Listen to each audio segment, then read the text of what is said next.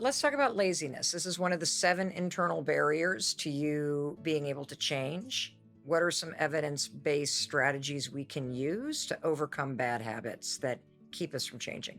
We want the easiest solution. We want the path of least resistance. The first piece of advice, make the easiest thing in your life. Make the automatic thing that happens the thing that is good for you whenever you can.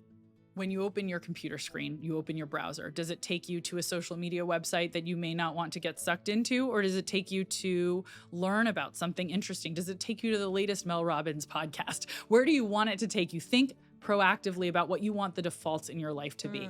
When you get a paycheck, does a portion of it automatically get transferred over to a savings account so that you have to take no steps whatsoever and saving is happening? What are the defaults that you can set so that the lazy thing to do is something you like? That's, keeping healthy snacks in the pantry. That's having a workout machine that's nearby. The further, by the way, you are from a resource, whether it's a gym where you want to go exercise or a health clinic where you want to get health services, the less likely it is you're going to show up and do that thing because there's friction. Now you have distance holding you up. So think about how do you create minimal friction between you and the good things you want to do and maximize the friction, make it far away to do all the things that are bad. That's one way of taking advantage of laziness.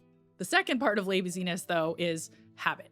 So habits are these automatic behaviors that we fall back on because we've built a habit loop. And if, people may be familiar with The Power of Habit by Charles Duhigg or Atomic Habits by James Clear. These are great books that I think have done a nice job popularizing this idea of a habit loop. Generally, habits form because there's some consistent context we find ourselves in, like the kitchen in the morning or our bathroom at night, and we're used to going on autopilot and taking an action like brushing my teeth in the bathroom at night or making a pot of coffee in the kitchen in the morning, and it gives a consistent reward.